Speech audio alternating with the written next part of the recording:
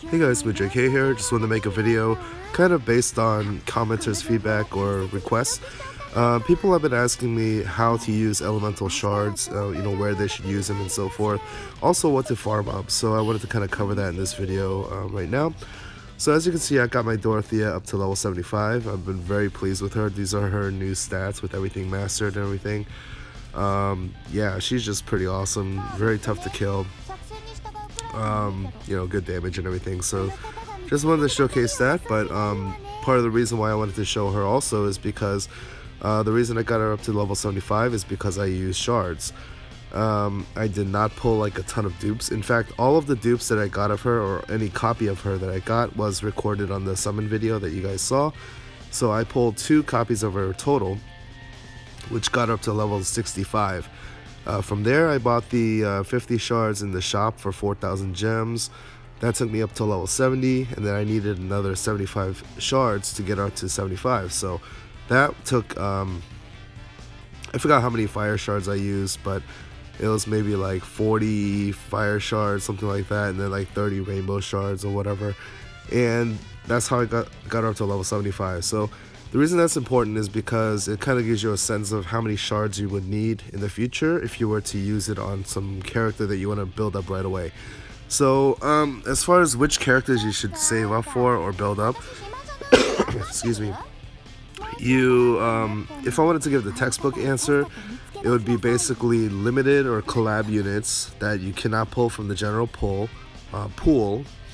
and also ones that are pretty strong. So this would require kind of looking on a tier list, I guess, if you wanted to do it the proper way. So like I have one here. This is not the latest, and it's not even like the typical ones that people will use, but it's the one that shows up clearest on my phone, so I'm going to go ahead and use it. So if you look here, the ones with the orange circles or dots are the collaboration units. So these are the ones that are going to be limited. You can't pull them at any time. These are only like for a limited time when the collab events are on. So if you look on the tier list here, you see this guy up here.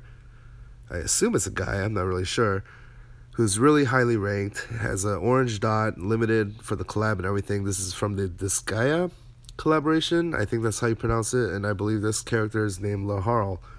So this one's really strong. So if you wanted to plan to build this character up, you would want to save a bunch of fire shards.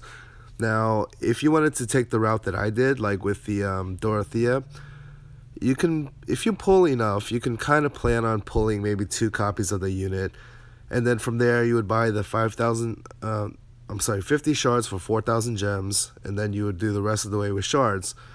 So you can basically plan on using like anywhere from 75 to 100 shards of your own. So with a combination of fire shards and rainbow shards, you want to make sure you have 75 to 100 if you want to take these characters straight up to level 75 when you get them. So that's how you kind of plan for it.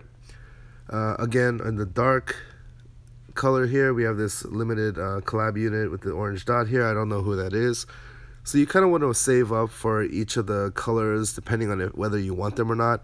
There's actually not really anybody in the light column that I feel like you would really need shards for. So like the best unit that I'm aware of is probably this tank in the middle here named Zane or Zion or whatever. And he's actually, maybe he's hard to get at first, but later on he becomes kind of like a free unit. He's pretty easily attainable. So, again, you're not really needing a ton of shards to get these like really top tier light units. Plus you have like Turfing, who's free already. Everyone, or a lot of people, have her up to level 85. So, those kinds of considerations. I've already used some of my light shards to get my Suzuka up to level 75, so I'm fine with that decision. But yeah, I mean, Laharl's a good choice. Maybe this person over here with the orange dot, I don't know who that is. With the water column, I am definitely saving up some of the water shards to get my Noctis up to level 75 when I get him. On the thunder column, definitely this dude, Gilgamesh, who is the Fate Stay Night collaboration, I believe. So I play Fate Go, so he's a character that actually kind of means something to me, I guess. Not that he's likable or anything, but I definitely want to have him up to level 75 along with Noctis. Those are my big two. I don't really care about Laharl that much, to be honest. I mean, he might be really strong, but I don't like the look. I don't like the art style, so I don't know. Maybe I will, maybe I won't. And then under the win column, I mean, these are all kind of attainable units. I mean, there's some down here, I guess, that have the orange dot and everything, but I mean, I think the one that I'm most interested in is Setsuna, and, you know, she's not limited, so I mean, of course, it's nice to have shards anyway, because just because they're not limited doesn't mean you're easily going to be able to get them up to level 75, but it is something to factor in. And finally, of course, I mean, the waifu husbando factor. I feel silly even saying that out loud, but, you know, this is a game that you're supposed to enjoy. Build up the characters that you actually like and actually are going to play. So that's why I freely used my shards and everything on Dorothea, because I knew I wanted to use her. She was a cool character. I was really enjoying her. So I didn't really like think like, oh no, like that's not going to be optimal in the future. Granted, you know, maybe I'll have to use some gems or something at some point, but, you know, don't be too overly strict on yourself. Don't plan out like a year in advance. I mean, you're not going to have any fun that way. So that's just my advice. Anyway, that's how I think about these shards. You know, even if you don't have the 75 to 100 saved up for each element or whatever, combined with the rainbow shards, I guess. I mean, you still have time. You can also look in the wiki. There's something called an update schedule, and you can get a rough timeline of when things come. It's pretty inaccurate, but it gives you like a general sense of like the progression, so you can play it that way as well. So that's pretty much all I have to say about it. It's not an exact science. You just have to kind of weigh it for yourself. How hard is it going to be to get the shards? Are you just using the elemental shards out of impatience, or do you actually need them to, you know, because they're hard to pull, you know? So just weigh these things as you play the game. Finally, I did want to address one other topic. So people were asking me, or at least one person was asking me, what is the priority for farming shards right now. So I would say that, I mean, of course it matters what you have. I can't speak for everybody, but I would say that, you know, the first thing you want to make sure you have is a job 2. Where is she? I'm sorry, a job 2 Reagan, because it's just the easiest sniper to farm up. Basically, all you would need is one copy of them, and then just farm up like an extra 25 shards, which would take you like a little over a week if you had no shards to start with at all. So that's my first priority, job 2 Reagan. Only because it's easy to attain and you're getting a lot of return on you know, your investment or whatever. Aside from that, I mean, there's a lot of good choices. I mean, it depends on what you have again. I would want to get Karis up to job 3 because she's a great sniper. I would want to get Zangetsu up to job 3 for sure. Eventually, you'd want to get him up to level 80 so that you could do his story quests and get his, what is it called? You'd want to get his master ability, which raises his pierce attack and max HP. But, you know, 75 is, of course, the most urgent priority for him. I'd want to do the same for Lofia.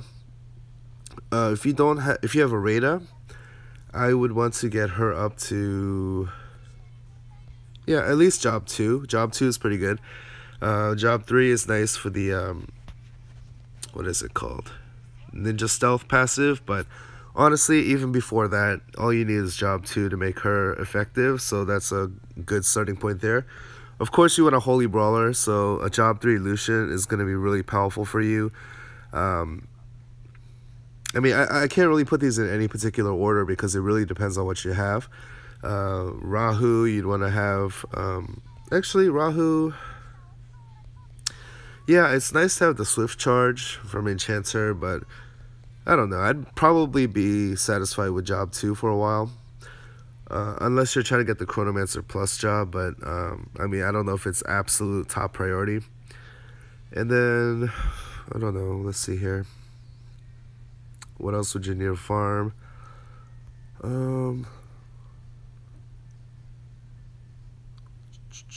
I realize now that I'm showing all my units and everything, so I guess I won't do that, a separate video.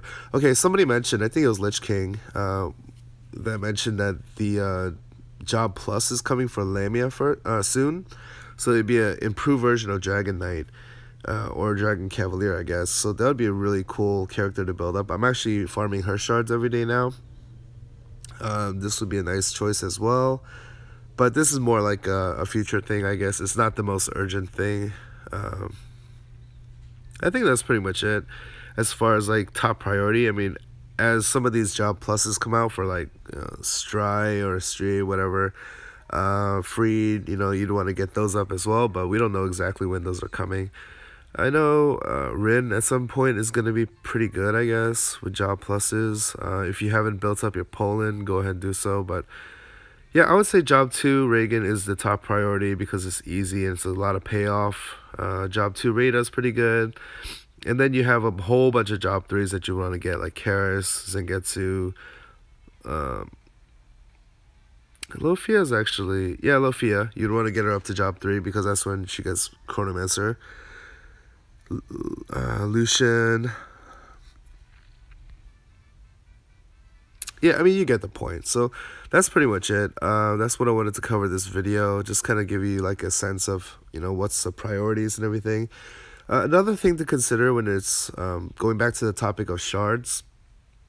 Once you do start getting like level 85s for a lot of those 3-star characters and even 4 stars, every time you pull on a banner, you're basically going to be getting a lot of these soul shards, which I've already converted, unfortunately. But yeah, like you'll get like a few thousand of these pretty regularly. So what you can do here is, what I was collecting for a long time here was the Suzuka shards, and also I'm collecting Raimi shards. So, like 750 of these coins, you get 3 shards every time. Eventually, you can stockpile, those shards for pretty strong characters. So that's kind of an important thing to do as well. But yeah, I mean, really, you want to kind of plan on pulling 1 or 2 copies of the strong characters, maybe saving up some gems to buy, some shards from the shop, like I did here with Dorothea, and then the rest of the way you can do the elemental shards. And if you can't get it right away, you can always, work toward it in the future. It's not like absolutely urgent. It's not going to make or break you necessarily. So yeah, I think that's pretty much it. I think I covered everything I wanted to talk about. Hope that made some sense. I know I was kind of rambling there at spots, but what else is new, right? So hope that makes some sense. Hope that helps some people. And let me know what you think. I'm not really like as well versed in the future meta and JP as some other people are, so I can't tell you exactly when things are coming, exactly which characters to save up for. So I just have a rough idea, and just really get the characters that you like. That's the bottom line, in my opinion. So yeah, that's pretty much it. Take care, guys, and I'll see you guys next time. Peace.